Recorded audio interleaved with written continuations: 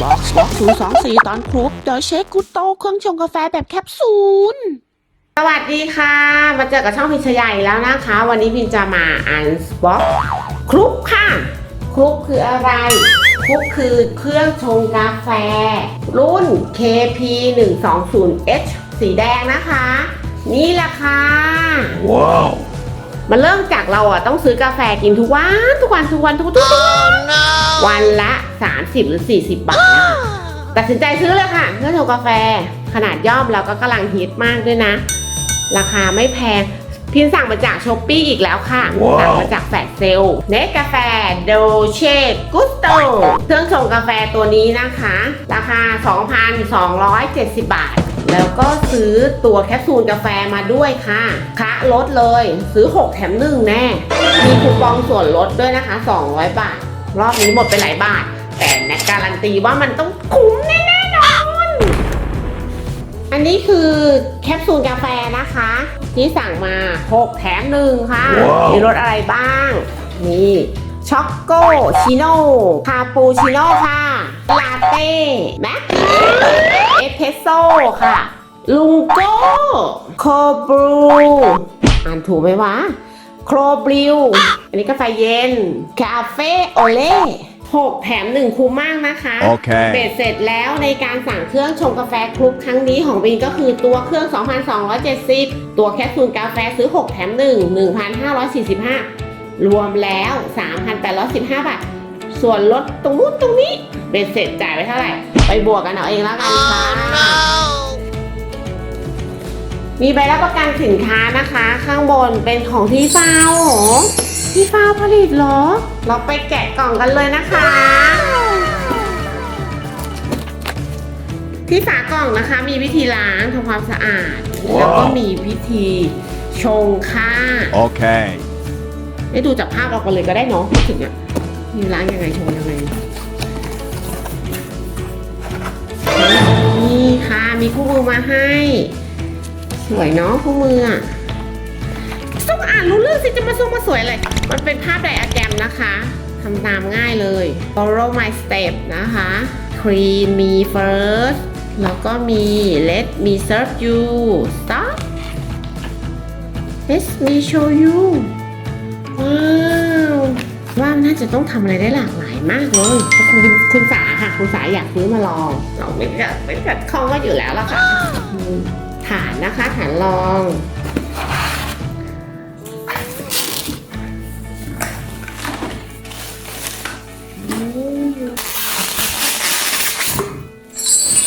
ว้าวสีแดงสวยเลยค่ะ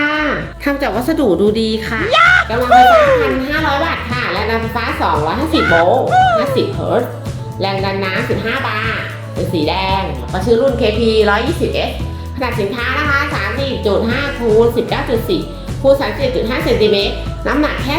2.55 กิโลเท่านั้นก็เกือบ 3 กิโลแล้วค่ะเขารับประกันสินค้า 2 ปีเลยนะคะ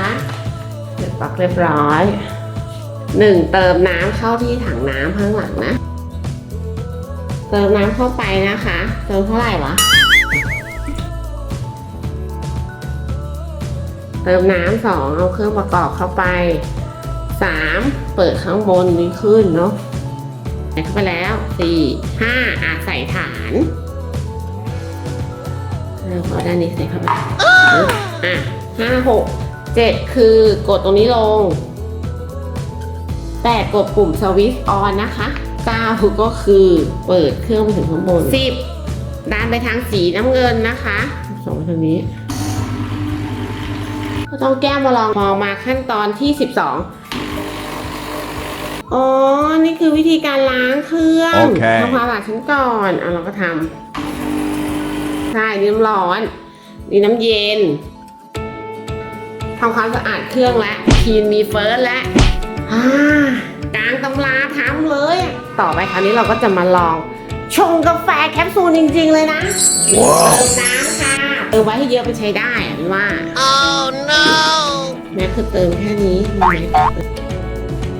เรามาอันบ็อกพร้อมกันนะคะเขาจะมีเป็น2อันนะมี2แคปซูลคือ2แบบนี่ค่ะนี่ตัวครีม ไปลองกันเลย ก็ง่ายดีนะคะว่าทำเป็นไดอะแกรมแบบเนี้ยคนที่ไม่อ่านภาษาอังกฤษก็ดูไดอะแกรมเนี่ยตัวนี้ได้ ขั้นตอนที่ 1เราเติมน้ำเสร็จแล้วขั้นตอนที่2เหรออ๋อกดนี่กดสวิตช์เปิดกดจากแดงแล้วมาเขียวนะเปิดนี่ขึ้นหรอเปิดนี่ขึ้นแล้วก็ชักตรงนี้ออกมา C ใส่แคปซูลเข้าไปแคปซูลแรกเป็นแคปซูล A ก็คือฟองใส่ฟองก่อนตัวนี้ออกใส่นี่ค่ะอันนี้เขาบอกว่าใช้แค่3ระดับนะคะเนี่ยค่ะระดับ5ปิดลง6ก็ทำตาม3ระดับนะคะ1 2 3 3และ3ระดับ7ไปทางสีแดงนะคะ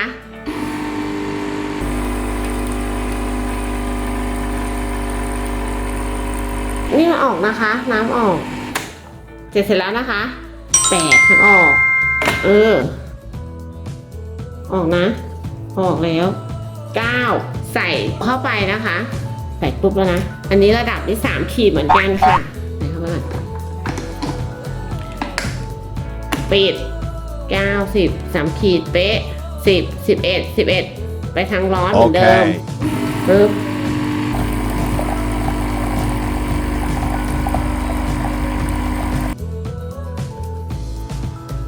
อุ๊ย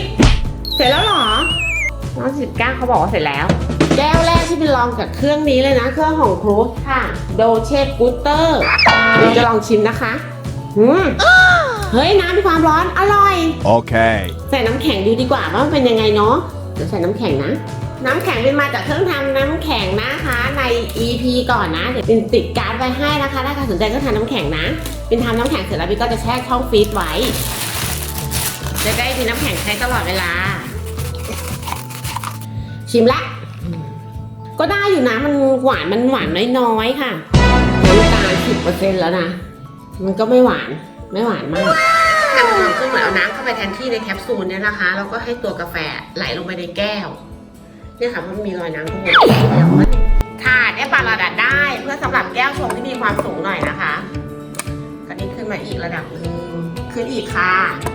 ให้อีกระดับนึงนี่ค่ะสำหรับแก้วกาแฟขนาดเล็กนะคะอ๋อพอมาด้านนี้เขาจะบอกค่ะเครื่องดื่มอะไรปริมาณน้ำเท่าไหร่นะคะคาปูชิโน่ไอซ์ค่ะแล้วมีผสมมีวิธีบอกหมดเลยนะคะแต่ละสูตรนี่เลยอันนี้เป็นวิธีล้างออกค่ะขั้นตอนการดูแลก็กดตรงนี้ไปล้างแล้วก็เช็ดส่วนตรงนี้นะคะเครื่องชงกาแฟครบโดเช่กุสโตคุ้มค่าคุ้มราคานะคะบินว่ามันทำให้เราได้เปิดโลกสู่การกินกาแฟแบบแคปซูลมันก็จะสดหอมตลอดเลยสนใจสั่งซื้อได้นะคะกับ Shopee หรือช่องทางอื่นๆก็ได้ค่ะไปแล้วค่ะขอบคุณนะคะจบแล้วค่ะอย่าลืมกดไลค์กด Subscribe แล้วก็กดติดตามนะคะขอบคุณค่ะ